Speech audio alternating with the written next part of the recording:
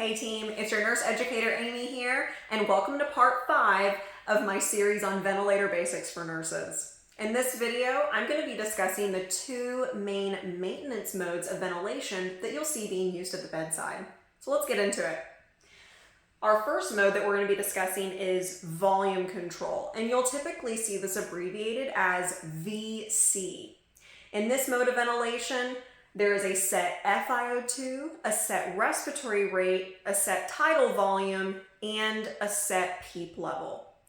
And in this mode, the patient can initiate their breath, but they cannot initiate their own tidal volume. So this is what makes this mode different from SIMV. In volume control, they can trigger their own breath, but if they do trigger a breath, they will get that set tidal volume that the ventilator will provide, okay? Another mode that you'll see being used is PRVC. That stands for pressure regulated volume control. PRVC is actually a hybrid of volume control and pressure control modes of ventilation. Now, like volume control, it does have a set FiO2, a set tidal volume, a set PEEP, and a set respiratory rate. But what makes it a little bit different is that the ventilator is going to deliver that set tidal volume, but it's going to do it on the lowest possible pressure setting. And it does that based off of the plateau pressure of the previous breath. So it's doing everything it can to minimize barotrauma in the patient. You'll see that this mode being used quite a bit at the bedside.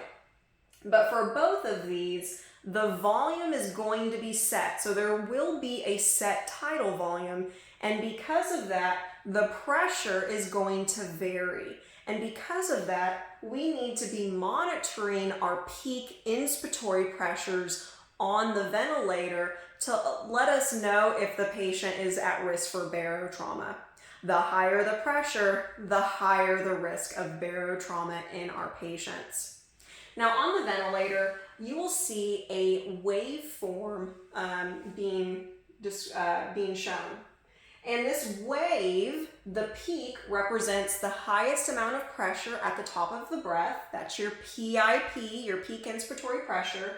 And then the area under this curve in the waveform is representative of the volume of air that's being delivered to the patient. And that can also be directly representative of how long the alveoli are open. And because the pressure is varying in these modes of ventilation, you will see a variation at the top of this waveform. It's not going to be a straight line like we see in our other modes of variation. So remember, big key things with these maintenance modes, the volume is going to be set, but the pressure will vary. So we really need to be keeping an eye on that peak inspiratory pressure and alert our team if we feel like that peak pressure is getting too high so that we can prevent barotrauma. Stay tuned for the next part in this series. Be sure to click that subscribe button so that you don't miss any more of my videos, and I'll see you in the next one.